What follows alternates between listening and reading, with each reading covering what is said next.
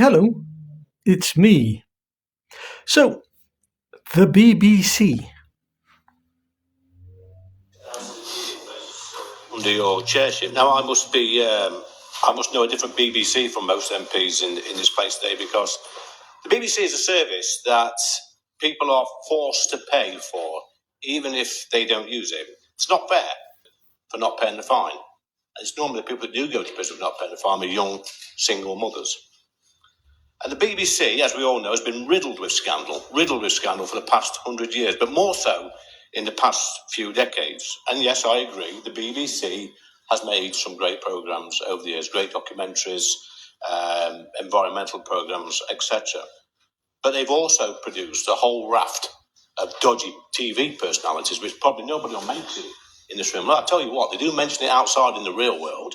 Personalities such as Jimmy Savile, Hugh Edwards, Chris Denny, Jonathan King, Chris Langham, Stuart Hall, Rolf Harris, Philip Schofield, a whole raft of perverts that have stalked the corridors of the BBC. And none of these here will talk about this. Not one of them. And mark my words, Miss Harris, there are still these creatures stalking the corridors of the BBC, and in the future their names will come out and come back to this. Would you like to intervene? No, I thought not. Look at what they've done. I'll have no chanting from a sedentary petition, please. Lee Anderson. Thank you, Miss Harris. Look what they did to Cliff Richard. Filmed a raid on his house, an innocent man. Look what they did to Princess Diana. Look what they did to Donald Trump, our closest ally. Bob Dylan on the stage shouting, "Death, death to the IDF." And what about the Gaza documentaries? And what about the honourable member for Clacton? Dodgy reporting on his bank accounts. The list goes on and on, Miss Harris. I will give way on that point. Tom Rutland. Mentions bank accounts. Would he like to declare how much he has received in earnings from another broadcast media channel in the past year in his register of interests? I'm quite happy to declare that. It's on my register of interests. It's £100,000 a year, and it's probably more than the honourable member will ever get paid for appearing on TV. That's if he gets paid anything at all. Anyway, I'm not paying my licence fee. I've not paid it for about 10 years. I'm not paying to subsidise the pensions of people like Hugh Edwards.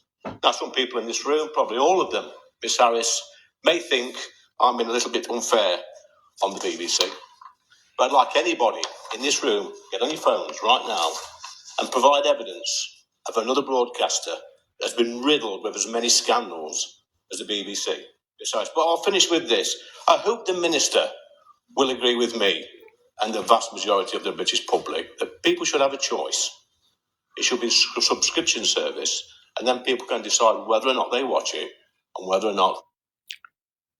I don't really think he was that badly shouted down. So, the BBC. Ultimate power corrupts ultimately. And the BBC are no exception to this. They have had the ear of the British public for 50, 60 years now. But the British public have been subject to the big stick of the BBC for many years now. There are many MPs and also many celebrities who've previously done very well by the BBC, who've been presenters of programmes over the decades, who are now crying out in defence of the BBC. Don't let Donald Trump sue the BBC. The case will mean the end of the BBC. The BBC, auntie. That's what we call the BBC here in the UK. Well, some of us at least. Auntie. A broadcasting corporation. We call it auntie. Think about that for a minute. That's not subversive at all, is it? It crept into our homes back when we desperately needed it during the war. It used to be the bastion of anybody who wanted information globally. If you wanted to know something was going on in the world and the way that it was going on, you went to the BBC. However, times have changed, and as we've gone into the modern world, we find that the BBC has also changed. From very early on, the intelligence services here in the UK saw the BBC as a crucial element of its operations. And that makes total sense. When I've brought this up to people, they say, intelligence services and the BBC, don't be ridiculous. And I say, in response, what do you mean?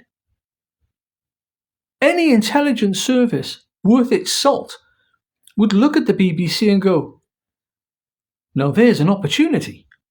Its various broadcasts with regard to certain subjects over the years has been blatantly stacked with favouritism. When you hear stories of women who have cancer who are old, of men who are infirmed and old, people who've just lost relatives, people who are ill, people who are not compos mentis, who have dementia, being prosecuted by the BBC for not having a television licence that they really don't need if they're not using the BBC. And if they are using the BBC and they're not compos mentis, then surely cut them some slack. But no, not the BBC. The BBC has a process. It's farmed out the enforcement of the TV licence to various private companies who employ goons. And I call them goons because that's effectively what they are. There was a documentary here in the UK that went undercover with these BBC licence enforcement goons, and frankly it was quite sickening. Those kinds of jobs appear to attract certain kinds of people, and those kinds of people aren't the kinds of people that I would mix with. Where's the humanity? Well, I can tell you where the humanity is. It rests in the homes and the living rooms of people who are being persecuted by the BBC for not having a TV licence. Now bear in mind, we don't have to declare that we don't need a TV licence. The TV licence technically is still optional. However, they send out all kinds of threatening letters. Letters which tiptoe very close to the legal edge, or would that be lawful edge? Using phrases in red ink on these letters in big stamped style fonts saying, to avoid legal action, etc., etc. It occurred to me in a rather dark, humorous moment that as various governments are proscribing various agencies as terrorist organisations, yeah, you know where I'm going with that. The BBC is the cuckoo in the British public's nest.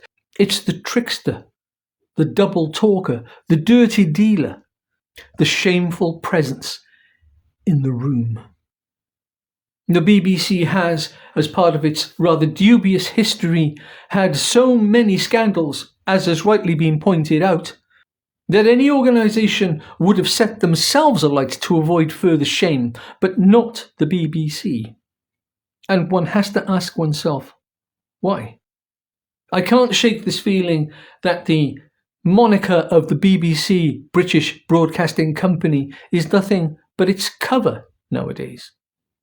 I think that if a deep and far-reaching inquiry, an audit was held of the BBC and its personnel and its connections, it would be a watershed moment in British history. Heads would roll aplenty. But what do you do when you're the BBC? And there's still an element of the populace that loves you, that depends on you, that needs you. You do what historically the British have done throughout history.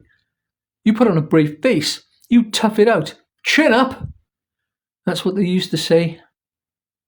I watch one programme a year and I pay them money. And my own shame at this point is becoming too much to deal with. I'm deeply considering not paying my licence. The reason I haven't stopped yet is because of all the grief that it brings. But I think the time is nigh. I think we can quite accurately say that the BBC has been full of perverts and may indeed still be full of perverts, allegedly. Just my opinion. I have no proof of this, of course. But where there's smoke, there's usually a fire. So do let me know what you think in the comments below. Do like, subscribe, and share if you'd like. It really does help the channel, and every like and share does mean the channel gets out to more people, and we can have a larger conversation together. So, until next time, do look after yourselves.